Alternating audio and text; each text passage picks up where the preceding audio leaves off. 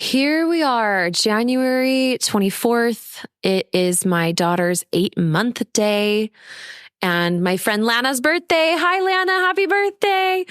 And in 9 months from today, I'll be 35 years old. So that's all very crazy.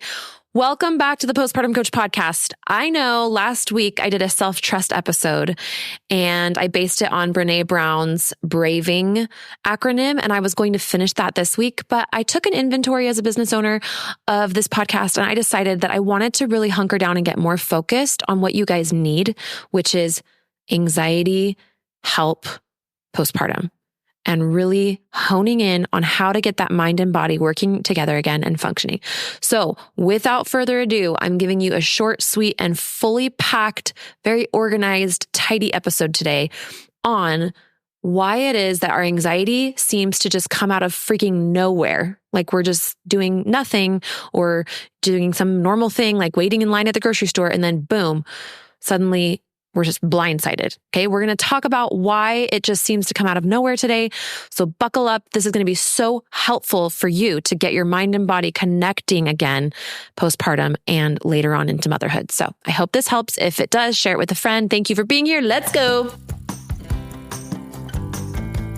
Welcome to the Postpartum Coach podcast, where we embrace our needs as moms. We learn to lead ourselves first, then our families, and where we create our own healing from the inside out to find our way to the work we were meant to do in this world. I'm your host, a fellow mom of 3 and a certified life coach, Lizzie Langston.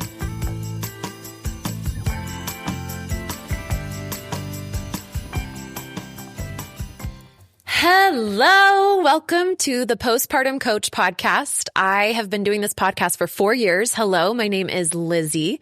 I am a certified postpartum life coach, and I'm also a mom of 4 kids. And today I'm going to be talking to you, the mama, the postpartum woman, but really just any time in your motherhood journey, specifically about why is it that anxiety and like this, it feels like a bear sitting on your chest, right? However anxiety feels for you, the sweaty armpits. Why does this huge cascade of sensations and emotion seem to just like blindside us and come out of nowhere?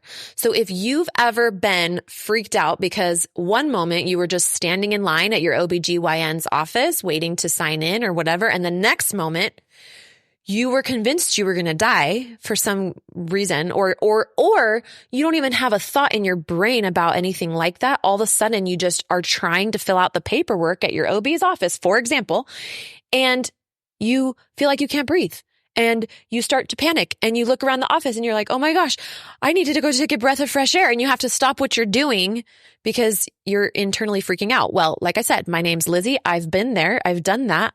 I had really intense birth trauma.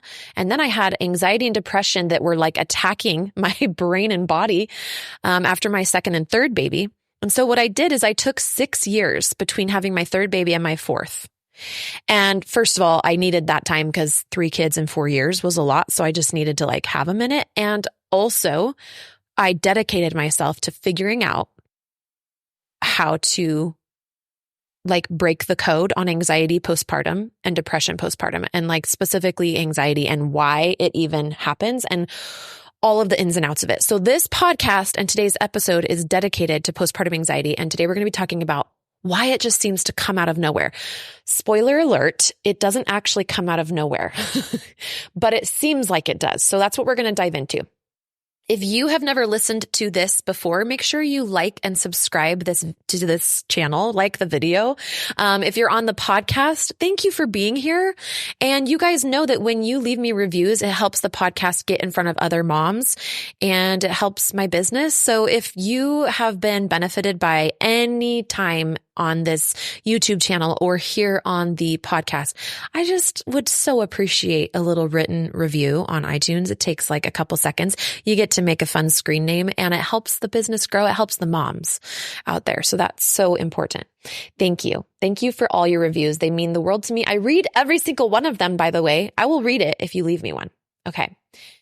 So let's talk about postpartum anxiety and how it just totally blindsides us. It really does. And it can be so freaky, and it can really shake your confidence and in your sanity. It can make you feel like something's very wrong with you.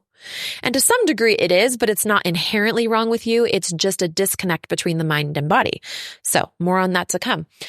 So let's start at the very basic thing that makes us different than other species, which is our prefrontal cortex. This is even why we experience anxiety, is because we have this ability to go into the future. This is one of the reasons. Okay. In the next episode, by the way, I'm going to be telling you 3 reasons why the anxiety is there. But in this episode, we're just looking at this one factor so that we can understand a little bit more of, why it surprises us and it's so scary. So humans have this prefrontal cortex. It allows us to go into the future and visualize. We can go into the future and think about obstacles that could prevent us from hitting our goals so that we can make goals more efficiently, so that we can then go and achieve and take the most advantage of this present moment that we live in. We don't actually live in the future. Our brain, quote, goes to the future, but it's not the actual future, right? It's just the imagination. It's this amazing, almost like computer database, and it takes your whole entire past life experience and it computes it and it makes a fake one and it projects it into, quote, the future. It's not real though. It's like a virtual reality, but it's useful.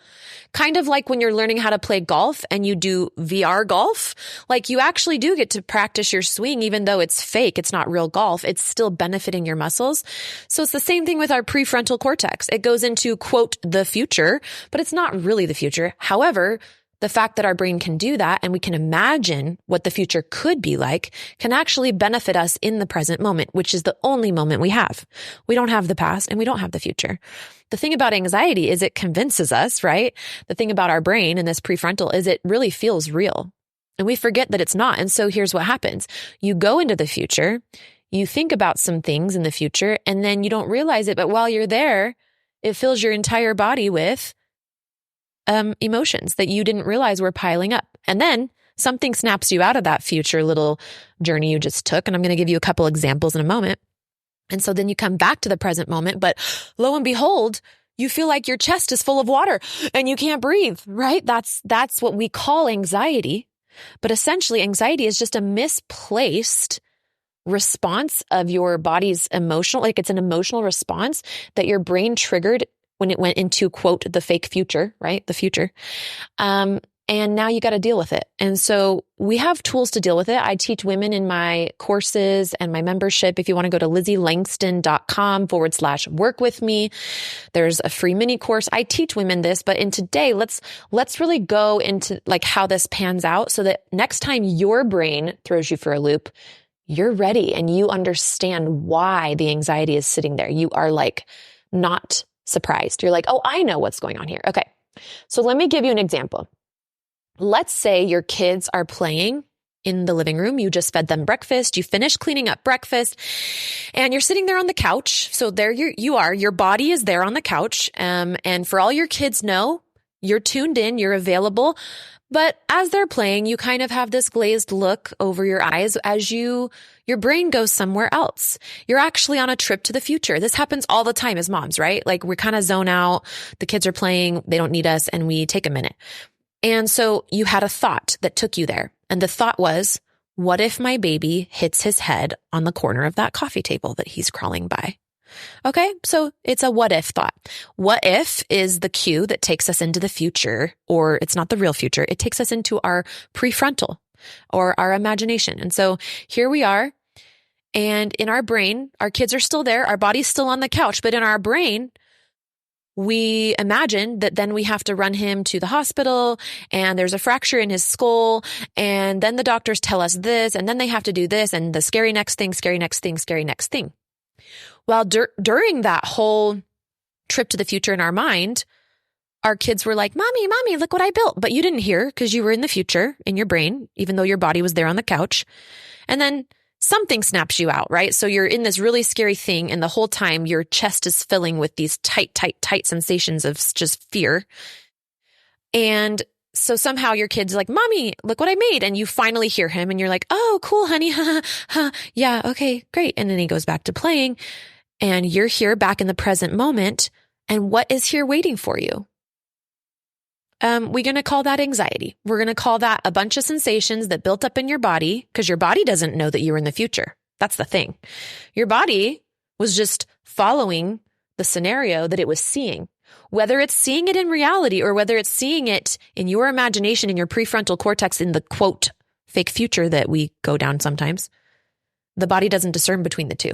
And so now you're sitting on the couch, but it's like you just went to the hospital and heard all this bad news from the doctor and came back all in 1 minute.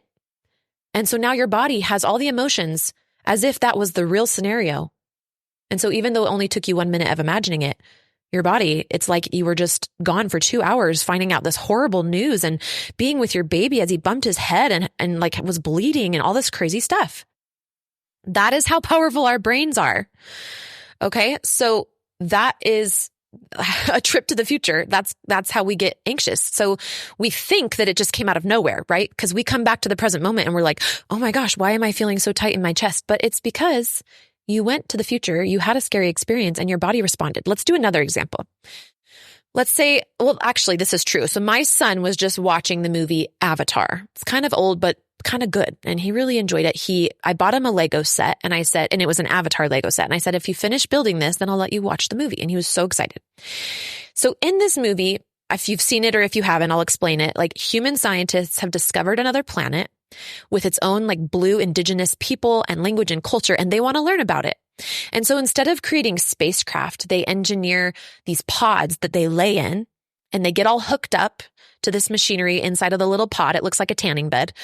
And then when they're hooked up and they press the button, they basically, their consciousness leaves their human body. So their human body is still there. It's safe. It's in the pod. And they actually travel into this, a body of one of these blue people on this other planet. And they get to live in the human experience on this other planet while their human body just chills in this pod. Okay. And so they're basically like asleep, we should say. They're conscious, but they're not really there.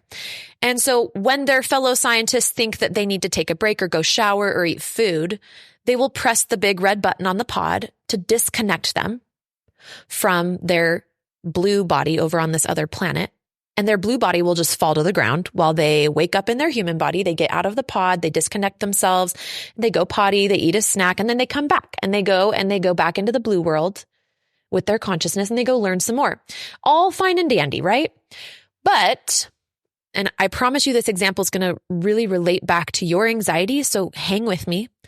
Let's say the human in the pod, gets all hooked up and they go there. They go to the blue world and they're playing around and, oh my gosh, look at this amazing nature. We don't have this back on Earth. I want to sit here and look at this.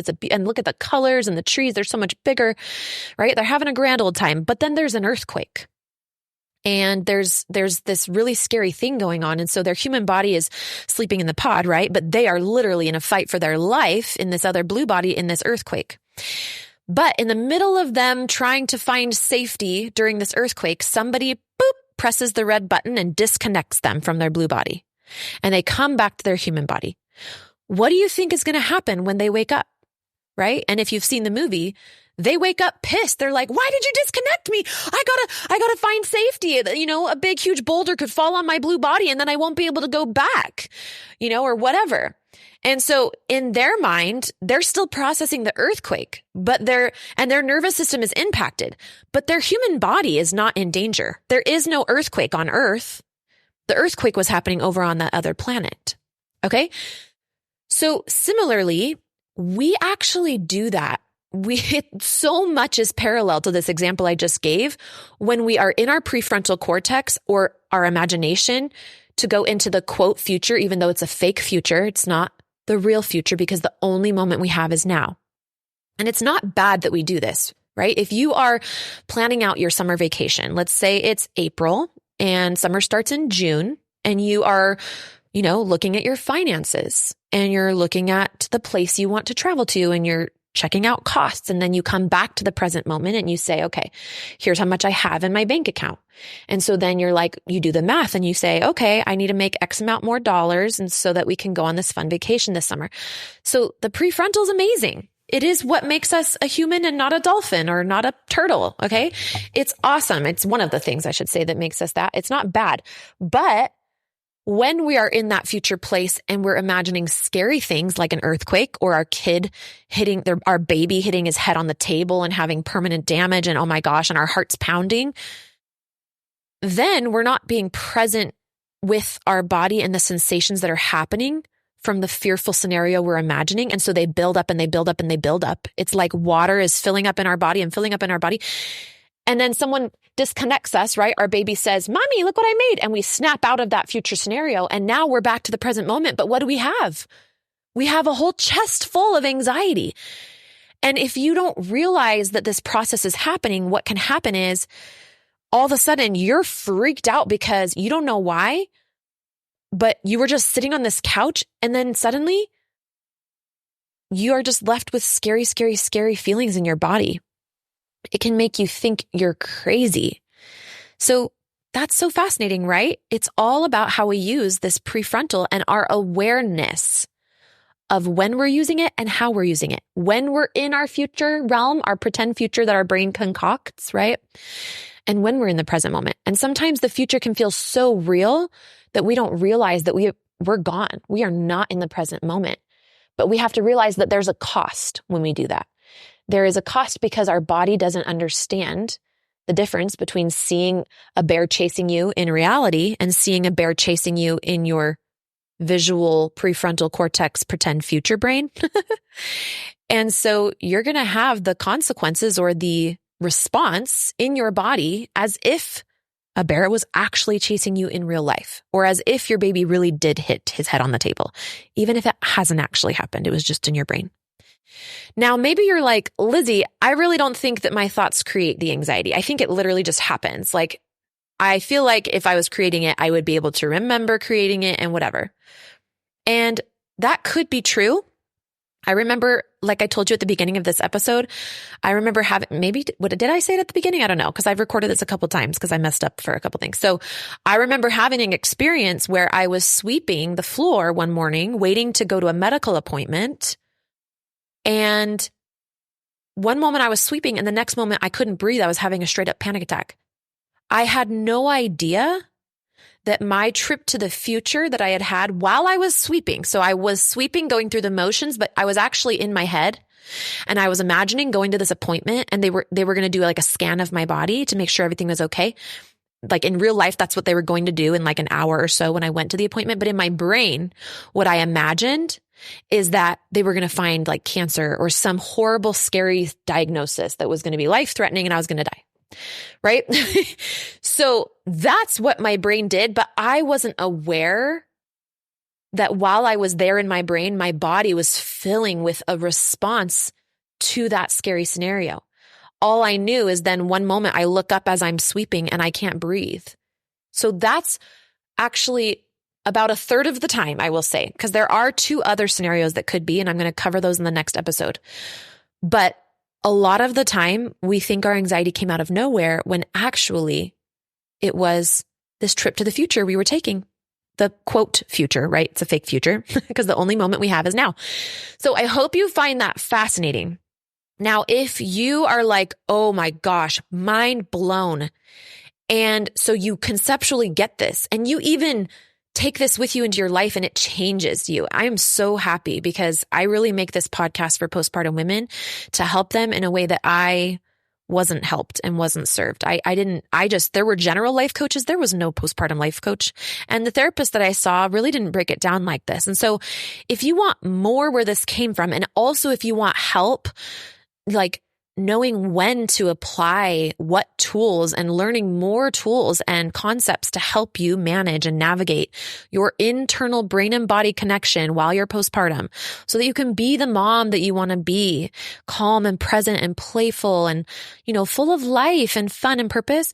That is literally what I do all day. I literally am here to help moms get their brain and body working together again, their executive functioning, getting to appointments on time and meal prepping and taking care of their kids and being able to balance their work life and their family life and adjust to this new postpartum. That is what I do all day long.